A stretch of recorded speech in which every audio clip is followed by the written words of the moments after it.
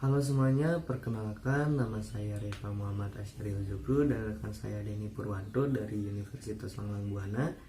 Dan di sini saya dan rekan saya akan menjelaskan tentang selection sort. Oke, yang pertama ada apa itu selection sort? Selection sort merupakan perbaikan dari metode bubble sort dengan mengurangi jumlah perbandingan. Selection sort merupakan metode pengurutan dengan mencari nilai data terkecil dimulai dari data di posisi 0 hingga di posisi 1. N1. Algoritma selection sort akan memindai nilai terkecil dari suatu kumpulan data dan jika ada, data tersebut akan diletakkan pada urutan pertama. Begitu selanjutnya untuk urutan kedua dan seterusnya. Mengapa dikatakan selection sort? Karena algoritma ini mencoba memilih satu persatu elemen data dari posisi awal untuk mencari data paling terkecil dengan mencatat posisi indeksnya saja. Lalu dilakukan pertukaran hanya sekali pada akhir setiap tahapan. Terus algoritma selection sort juga dilakukan untuk menyempurnakan kekurangan dari bubble sort yang melakukan pertukaran setiap kali perbandingan memenuhi kriterianya. Dan untuk cara kerjanya, jika terdapat n data dan data terkoleksi dari urutan 0 sampai dengan n-1, maka algoritma pengurutan dengan metode selection sort sebagai berikut.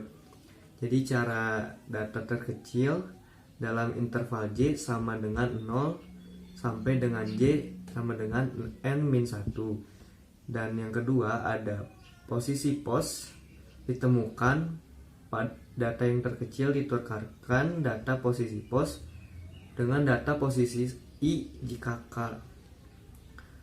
Yang ketiga ulangi langkah 1 dan 2 dengan J sama dengan J plus 1 plus I sampai dengan J sama dengan n-1 dan seterusnya sampai J sama dengan n-1. Dan ini cara kerjanya dan definisi cara kerja dari selection sort. Dan untuk source code-nya oleh rekan saya yang bernama Denny Purwanto. Assalamualaikum warahmatullahi wabarakatuh. Di video ini saya akan menjelaskan tentang selection sort. Pada public static void main ini terdapat sebuah array nilai dengan data 6, 4, 5, 2, dan 3. Lalu pada perolehan frame pertama ini, I integer sama dengan 0. Artinya indeks pertama dimulai dari angka 0. Lalu I lebih kecil dari nilai length dikurang 1. Artinya script ini untuk menseleksi nilai terkecil dari indeks pertama dan I++ untuk menambah variabel baru. Min integer sama dengan I. Jadi dari indeks pertama dimulai dari nilai terkecil.